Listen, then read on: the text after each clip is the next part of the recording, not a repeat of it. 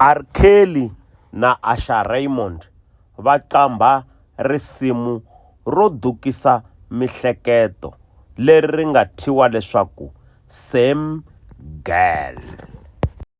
I risimu leri ri nga humesiwa kumbe ku riliziwa hi lembe ra 2007 hi ti 29 ta May hi mani loko ku nga ri R. Kelly kumbe Robert Sylvester Kelly ehansi ka album ya yena kumbe studio album leyi a yi thye ku Double Up. Nongonoko lowu i Rhyme and Reason. Vito ndzi Johnny the Ngoms aka Mr Little Bit Taller. Loko ri ku wa swi tsakela leswi ni swi endlaku ndzi kombela u ndzi tiyisa nhlana hi ku subscribe eka nongonoko lowu wa mina lowu nga thyiwaku Rhyme and Reason hi ndlela leyi.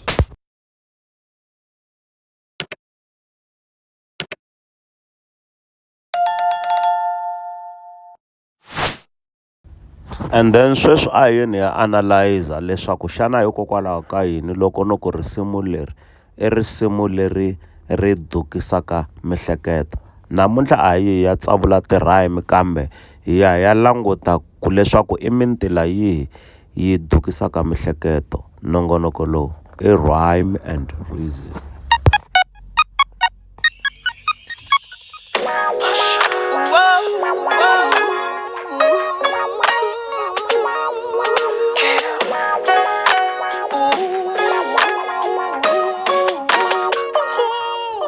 Hi nghenisa sweswo eka ku analyzer risimu ra siku hi xikongomelo xo lava ku twisisa leswaku xana i mintila yihi yi endlaku leswaku risimu leri ri dukisa mihleketo. A hi yeni ya sungula hi ku hlaya mintila ya paragraph 1 la ku nga duet exikarhi ka mani ka R. Kelly a karhi a hlamulana na mani loko nga ri Asha Raymond eka risimu Same Girl album Double Up.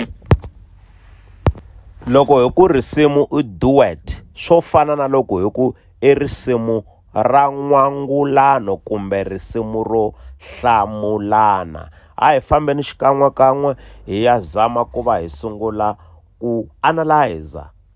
Paragraph 1 yi yime hi ndlela leyi. Ela wo sungula R. Kelly a ku yo Asha wo n'wi hlamula kunjhani Asha, what's up Kelly, ku hlamula Asha Raymond a ku wanna introduce you to this girl, ndzi lava ku va ndzi ku tivisa eka ntombi yanga yintshwa leyi ndzi nga ku heta ku yi gangisa.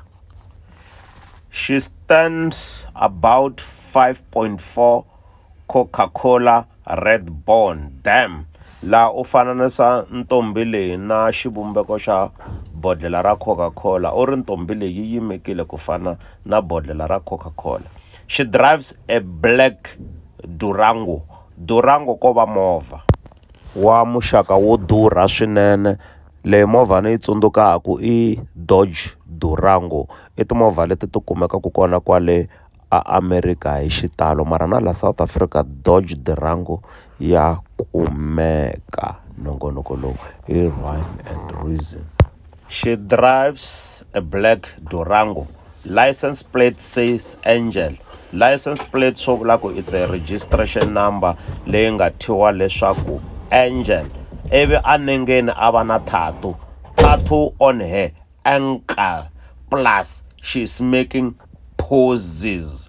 Got a crib on a puncher tree right on the 17th Street. Aku loko a famba o tsempfa kunene a karhi a famba hi xitarata xa nambara ya 17 and I call her Titi. Aku loko a n'wi duvulela ntombi leyi kumbe crush leya yena i yi vitanaku i Titi. Ivi Asha a tlula aku wait a minute, yimanyana u ri yini leswi onge ntombi leyi i vulavulaku hi yona yi fana na ntombi ya mina. Aku do she got a kids? I xilungu xa le America lexi mi nga ri ni tshova xilungu. Ivi R. Kelly aku yep. Does she live in a Waffle House? Ivi aku yep. Waffle House ko va muxaka wo karhi wa tindlu ta ti kumekaku kwale America. Aku do she got a beauty mark on her left side of her mouth i na ntoni nyana aka tlhelo ra nomo wako wa ximatsi na? Ivi R Kelly a hlamula aku ina. Aku musi onge u vulavula hi chirilia hi nga nghena na yena xikolo and the same class. When went to Georgia Tech aku hi nghena na xona xikola Georgia Tech ani. Ivi a hlamula aku aku kambe sweswi xi tirha a TBS, she's working for TBS. Aku yep man, I can't believe this shit damn. Aku a ndzi le ku swi kholweni leswi i ni byelaka ku mina na wena hi nga va hi ka hi vulavula hi munhu wun'we, mina na wena hi le ka marhandzu na munhu wun'we, swi tikomba onge mina na wena hi gangise munhu wun'we. Laha i duet a xikarhi ka R Kelly na Asha Raymond va ka va gcavelana kumbe ku vekelana hi ta leswi wun'wana a nga khoma ntombi leyi a twaku ngaku i ntombi ya wun'wana. Hi yo mhaka risimu ri thyiwe ku Sam Girl, hi ku wun'wana i hlamusela ku i gangise ntombi ya yena leyi a yi crusha, kambe loko a ka a hlamusela swihlawulekiso swi tikomba swihlawulekiso swa kona swi karhi swi fana na swa nkata Asha kumbe girlfriend ya Asha. A hi yeni mahlweni. Paragrafu ya mahlweni ku tell me dog what's wrong, tell me what's wrong dog, what's the hell damning about? Aku ni byeli ku humelela yini, mahungu lama ni byelaka wona ndzi matwa kahle tindleveni na? Ivi ntila wu ya mahlweni waku I'm your home so just say what's on your mind. Aku mfowethu mina na wena hi vanghana, kambe ni byeli ku i swi hleketise ku yini ku i tikuma eka i gangisa ntombi ya mina. Ivi ntila wu ya mahlweni ku man, I didn't know that you were talking about her. Ako he muna na me a ni nga swi tivi ku loko we i ku munhu wa wena i vula luya na mina ku nga munhu wa mina. Hi yo mhaka risimu leri ri thyiwe Sam Girl. A hi yeni mahlweni. Aku so man, you telling me you know her? Aku mfo swi vula ku wa wu swi tiva. Do I know her? A ti hlamarisa a ndzi swi tiva, like a pastor know his words. Tanihi mfundhisi loko a pfula chapter yo karhi kumbe verse yo karhi a bibeleni i va aka a yi tiva. So we messing with the same girl. Same girl. How could the love of my life and my potential wife to be? Wow. La o ringeta ku hlamusela ku swi ta njhani wena munghana wa mina i va u ni dyela nsati kumbe i jola na girlfriend ya mina loyi a ni twinga ku nga va my future wife, and the mina we vanghana se hi ya langutanisa ku yini.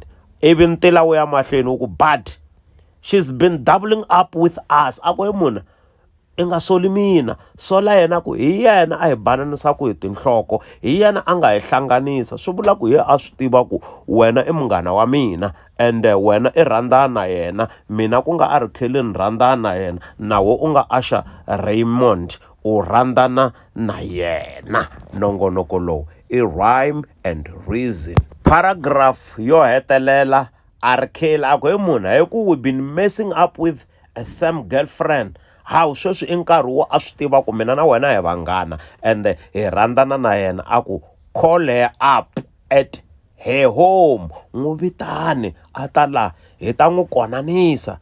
She won't even know I'm on the phone. Aku n'wi foneli a nge swi tivi ku na mina ndzi tshame na wena. Aku yeah man, i Asha lo. Aku yeah man, that's the leak homie, we about to bust this trick. Aku se hi le xikarhi no kuma ntiyiso kumbe hi le kusuhani no kuma ntiyiso ku leswaku hikokwalaho ka yini mina na wena a hi hlanganisile aka a swi tiva ku hi vanghana. Aku and she won't know what to do. Aku i ta nyuma ngopfu hi ku se i ta va a nga ha swi tivi ku i ta tseleka mati hi mbita ku ndleka yini, hi ku se swi ta va swi kha swi tiveka ku mina na wena hi vanghana and na yena aka a hi hlanganisa. Kambe a ya mahlweni Asha aku she was the apple of my eyes. Loko ni n'wi languta a ni twa ingaku wa ni complete. Same girl.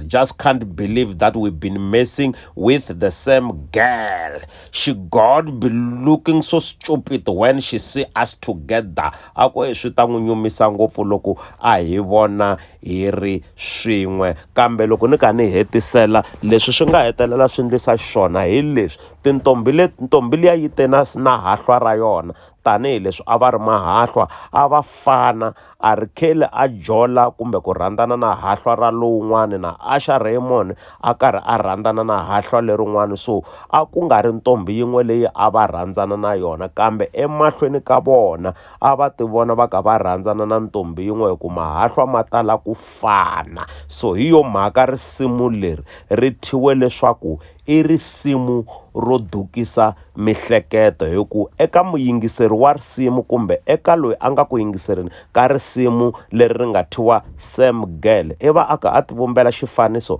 xa ntombi yin'we yi nga ku rhandzaneni na majaha mambirhi kasi emakumu ka swona a hi ntombi yin'we ku va ku ri tintombi timbirhi leti ti nga ku rhandzaneni na vanhu va tona a ri kheli i na ntombi yakwe ku nga young hahlwa ra Big Sis i vasesi vambirhi va nga mahahlwa wun'we cherry ya Asha Raymond lowun'wani i cherry ya R Kelly hi mhaka yo vafana vona a va twa ingaku va rhandzana na munhu wun'we nongonoko lowu i Rhyme and Reason muhaxi wa wona i DJ Johnny the Ngoms aka Mr Little Bit Taller hlangana na mina eka nkarhi lowu taku loko hi ringeta ku khanda ehenhla ka risimu ra hip hop trap hi xikongomelo xo lava ku tsavulela minkhuluko sweswi ni ri inkomu.